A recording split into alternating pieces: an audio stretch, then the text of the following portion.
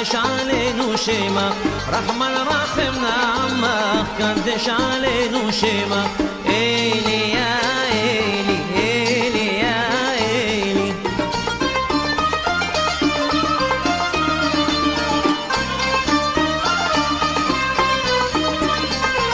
יביא לך רוח שירה ותהילה, יעל נורא ועליון צורי מחסיה. יביא לך רוח שירה ותהילה, יעל נורא ועליון צורי מחסיה. רחמן רחם נעמך, קדש עלינו שמך, רחמן רחם נעמך, קדש עלינו שמך, אלי יא אלי, אלי יא אלי, אלי יא אלי, אלי יא אלי. חוכמה בינה יא אלי, תמור עליה, חוכמה בינה יא אלי, תמור עליה. רחמן רחם נעמך, קדש עלינו שמך, רחמן רחם נעמך, קדש עלינו שמך, אלי יא אלי, אלי יא אלי.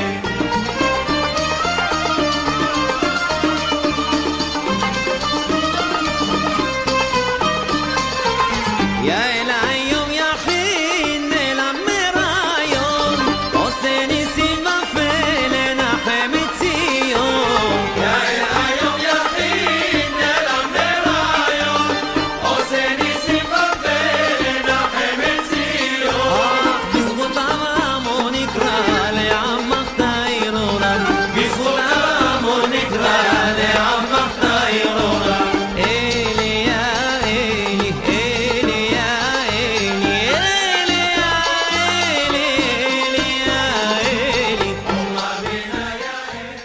Moshe Giat, Chochma Bina, un petit peu dans l'ambiance orientale. Alors, je vais vous dire, j'espère ne choquer personne. Voilà, je vais vous dire quelque chose qui n'est pas un scoop, mais ça ne doit pas sortir de la radio, mais Yitro n'était pas tunisien. Bon. Ouais, je vous l'ai dit, voilà, c'est Yitro, non, il n'était pas tunisien. Et alors, il y a un lien particulier. Seudat Yitro, c'est vrai, hier soir, et qui n'est pas seulement en Tunisie, hein, c'est à Constantine, d'une partie de l'Algérie, et puis même plus proche du Maroc, on a Seudat Sioum. Alors Seudat Sioum, ça veut dire la Seudat de conclusion de l'étude, parce qu'il y avait une étude, il y avait des confréries de lecture, d'études du Zohar, qui étudiait le Zohar de Mishpatim à Mishpatim, c'est-à-dire que l'étude du Zohar commence à Mishpatim, il y a ce qu'on appelle Sabbat des Mishpatim. Bon, je ne vais pas rentrer dans les études ésotériques du Zohar, enfin, bon, il y avait des Chevrot. Et donc, quand on arrive à Yitro, on était Seudat de Sioum, comme il y a le Sioum Maseret, quand on parle de Sioum Hachas, Sioum conclusion d'une étude, comme on fait la veille de Pessah, il y a un sioum pour dispenser les premiers-nés du jeûne de veille de Pessah. Alors il y a une notion de sioum. Ah, vous allez me dire, oh, mais sioum, sioum c'est les initiales, Seudat Yitro Moshe. Ah oui, c'est vrai. Mais bon, en tout cas, c'est Seudat. Alors c'est vrai qu'hier soir, la Seudat qui est liée avec Yitro, elle peut être aussi Shabbat aussi c'est pas la Seudat Yitro classique, mais c'est une Seudat de la réception de la Torah, de vivre avec son temps. C'est ça, vivre avec son temps, vivre avec la Seudat qui est évoquée dans notre paracha. Et j'aimerais mettre en lumière un aspect assez qui me semble intéressant sur cette Seudat que Yitro, que Moshe en fait, parce que celui qui fait la Seudat c'est Moshe, en l'honneur de Yitro. Et dans cette Seudat, quand on voit les traditions, où tout est fait en miniature, où c'est la fête des garçons. La fête des garçons. Pourquoi pas la fête des filles? Ah, bon, la fête des filles, elle est déjà. Il y a eu la fête des filles, c'est Rosh Chodesh El Benat, c'est à Hanouka. Bon, donc il fallait bien qu'il y ait une fête des garçons aussi. Mais pourquoi? Dans la Torah, on sait que la Torah était donnée d'abord aux femmes, avant de la donner aux hommes. Ah bah quand même. Alors pourquoi cette insistance, les garçons? Alors permettez-moi une petite lecture originale, mais très proche en fait du texte. Parce que déjà, premier point, dans cette paracha, Moshe retrouve ses enfants, ses propres enfants. Gershom, Eliezer, qui étaient repartis avec leur mère quand Moshe est parti en Égypte, et Aaron lui a dit tu vas pas venir avec toute ta famille, on a déjà du mal avec tous les autres pour les faire sortir d'Égypte, c'est pas pour en rajouter. Alors il dit à sa femme, bon ben écoute, retourne chez ton père, et on se verra après. Donc il retourne en Égypte, et puis maintenant qu'ils sont sortis d'Égypte, Yitro revient avec Tzipora, l'épouse de Moshe, et ses enfants. Et donc, quand il y a le banquet qui est décrit dans notre paracha, c'est le banquet en l'honneur de Yitro, mais où sont présents les enfants de Moshe. Ah, la place des enfants a une dimension particulière. On peut imaginer la joie de Moshe de retrouver ses enfants. Et Yitro qui est entouré de sa fille et de ses petits-enfants. Mais il y a un autre aspect qui me semble remarquable. Parmi les petits-enfants qui sont là, il y a un petit-fils. Un petit-fils auquel on ne pense pas à ce moment-là, parce que au niveau chronologique, c'est pas évident. Mais on sait que Aaron a eu 4 fils, Nadav, Avihu, Elazar et Itamar. Que Elazar, la Karlo mi benot Poutiel, que Elazar a pris une fille de Poutiel. C'est marqué paracha au début de Shemot. Elazar s'est marié avec une fille de Poutiel. C'est qui Poutiel? Alors on a dans la paracha de Pinchas 2 interprétations. Poutiel, c'est peut-être un descendant de Yosef, chez Pitbet Beyitzro, qui il s'est battu contre son Yetzer, qui a une notion particulière de Yosef.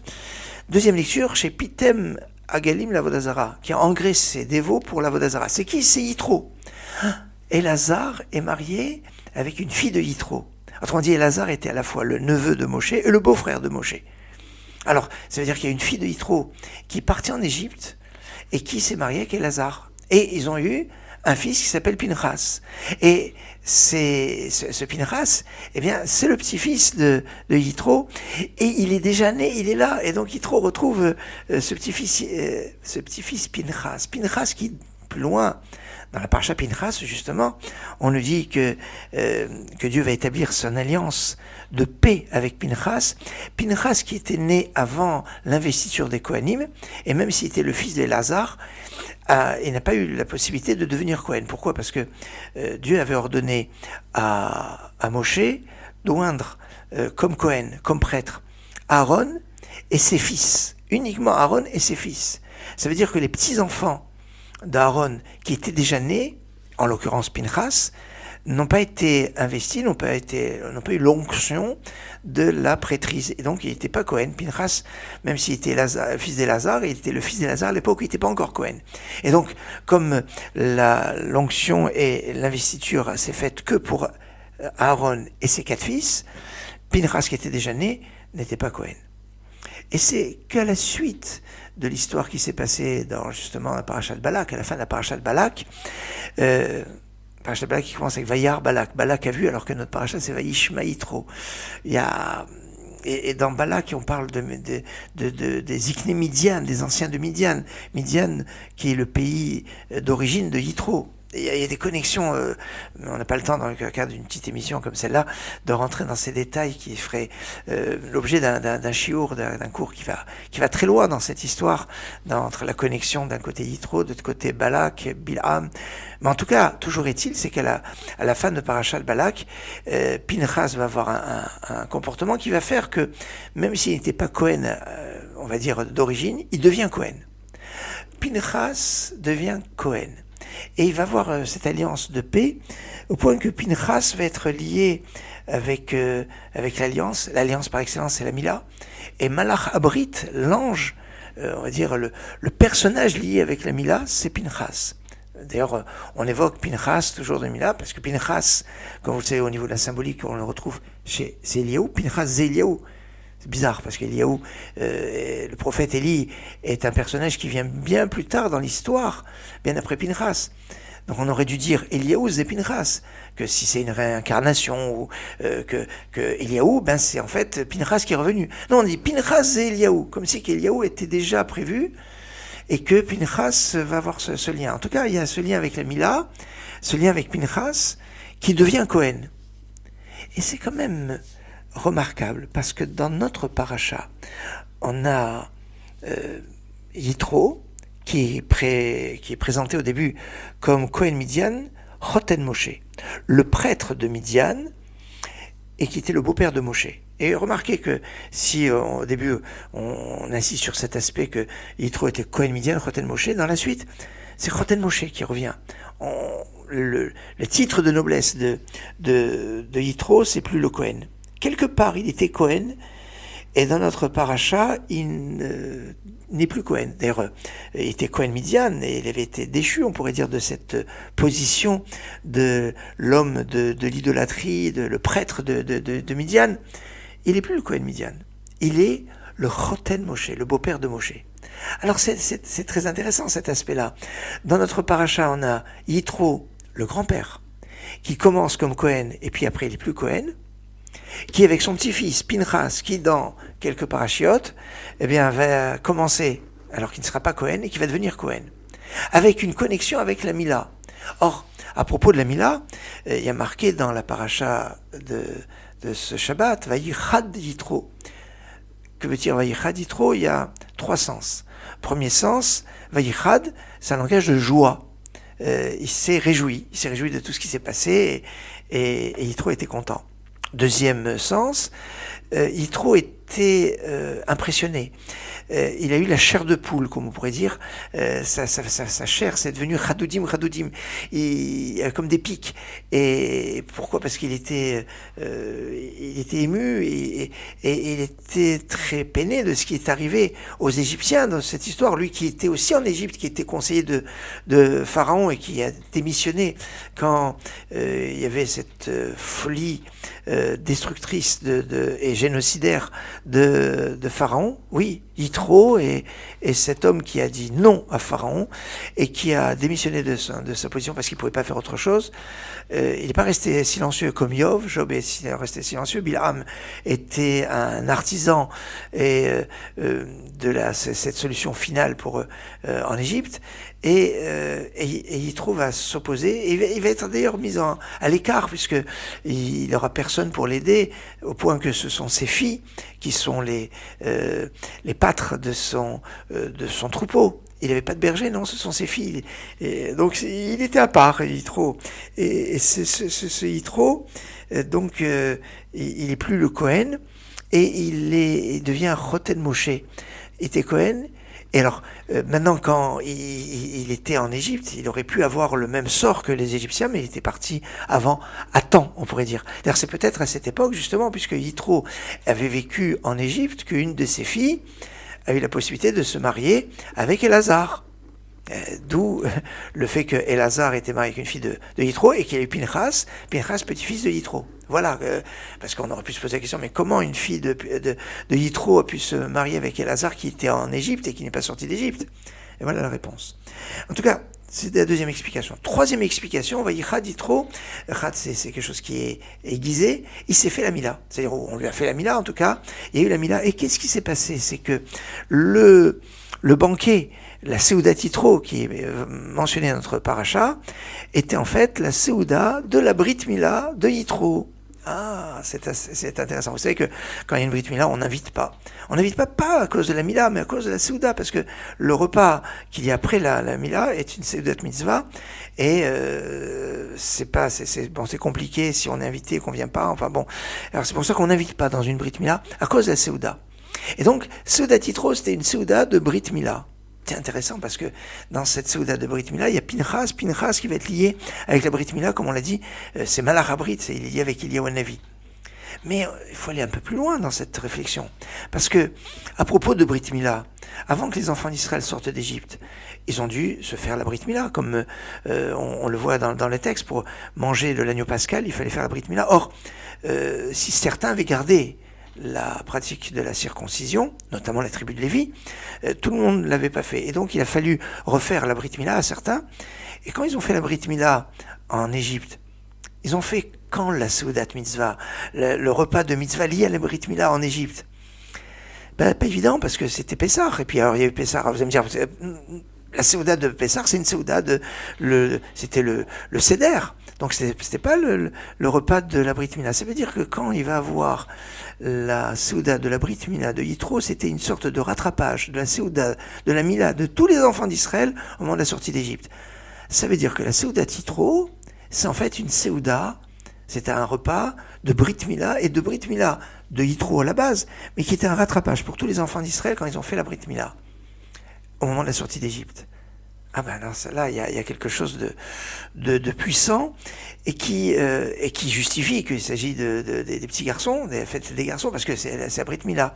Ainsi, cette Seudat Yitro serait liée à la Brit Mila, d'où sa qualité très particulière que je voulais vous faire partager dans cette réflexion. Et puisque ce Shabbat, on va lire les Aseret Adibrot, le décalogue, une fois n'est pas coutume, je vous propose quelques mots de cette lecture d'Aseret Adibrot dans le rite constantinois, interprété par le grand rabbin René Gage. Anochi Adonai Elohecha Asher hoseti richa Me'eretz Mitzrayim Beit Abadim Lo Yelecha Elohim Ahirim Al Panay تعترق بسل بخل تمونا أشب الشمايم مما الوشير بأرس بالتاحات وشب المايم بالتاحات لأرس לא תשתחו להם ולא תעבדים כי אנוכי אדוני אלוהיך אלקנה פוקד אבו נבות על בנים השלישים ועל רביעים נישואי ועושה חסד לאלפים לאוהבי ולשומרים מצוותיי לא תישא את שם אדוני אלוהיך לשווא כי לא ינקה אדוני את אשר יישא את שמו לשווא. Voilà, vous venez d'entendre les trois premiers commandements, pour dire les trois premières paroles, pour être plus juste, parce que quand on parle des 10 commandements, c'est pas très précis. C'est Aseret Adibrot, c'est les 10 paroles. Quand on parle de commandements, c'est mitzvot, et il y a plus que 10 mitzvot. Il y en a 14, bon, enfin bon, on va pas rentrer dans les détails. Et ces trois paroles, c'est l'affirmation de Dieu, Anochi, c'est la foi en Dieu, l'existence de Dieu. Lo Yelecha Elohim Achirim, tu n'auras point notre Dieu et tu n'évoqueras pas le nom de Dieu en vain. On va essayer de connecter ces trois ensemble avec un enseignement de Rav Shimshon Nachmani qui reprend une explication bien connue où dans les tables de la loi, eh bien, il y avait les 5 premières paroles qui sont le lien de l'homme à Dieu, qui sont en parallèle avec les 5 finales, qui sont le rapport de l'homme à l'homme. Et on pourrait mettre en rapport, eh bien, Anochi, je suis éternel ton Dieu qui t'a fait sortir d'Égypte, avec l'Otirtsar, tu ne tueras point. Et c'est très intéressant parce que le Rav Nachmani dit qu'on fait une prière sans ferveur, c'est comme une prière qui est morte, comme si qu'on l'a tuée, parce qu'on dit que Tefila Belo Kavana Kegouf Belineshama, une prière sans ferveur, c'est comme un corps sans âme. Alors, il faut faire attention de ne pas tuer notre prière et lui donner le Anochi. S'il y a cette conscience de la foi, de l'existence de Dieu, alors il n'y aura pas l'otirtsar, il n'y aura pas cette notion de tu ne tueras point. D'ailleurs, c'est intéressant dans cette prière par rapport au meurtre. On voit que il y avait celui qui avait tué par inadvertance, qui pourrait prier pour que le Kohen Gadol meure. Le lien entre la prière et la prière qui doit pas être de risquer d'être en vain, parce que quand on fait une bénédiction en vain, c'est le 3e des 10 commandements que l'on transgresse. Tu n'évoqueras pas le nom de Dieu en vain. Mais ça peut être aussi une autre lecture. Le lachon hara, les mauvaises paroles, eh bien, paroles de mal sur une autre personne, même si c'est vrai, eh bien ça tue 3 personnes. Celui qui parle, sur qui on parle, et celui qui écoute. Donc c'est l'Otir Tsar, tu ne tueras point. Et la Gemara dans Hérovine nous dit au nom de Rabbi Yosef que celui qui dit du Lachon Hara, eh bien il est Kofer Beikar. C'est comme si il refusait l'existence de Dieu. Gemara Archin, page 15b. Et puis on retrouve une autre chose, c'est que quand on mange sans bracha, sans bénédiction, c'est-à-dire on n'a pas cette conscience de la présence de Dieu dans chaque chose, eh bien on ne permet pas la réparation de l'âme qui peut être liée avec cette nourriture. C'est pour ça que quand il y a une Séouda, on fait les Ilou Nishmat pour l'élévation de l'âme. On n'imagine pas à quel point cela peut avoir une portée pour les âmes de faire des brachot comme il faut. Sinon c'est comme si on versait le sang, l'otir tsar, tu ne tueras point. Il y a cette conscience de cette puissance des bénédictions, cette puissance de la prière liée avec la vie, avec le fait de ne pas entraîner la mort. Et ça, c'est quelque chose de fondamental. Voilà quelques réflexions que je voulais partager avec vous en cette veille de Shabbat Yitro.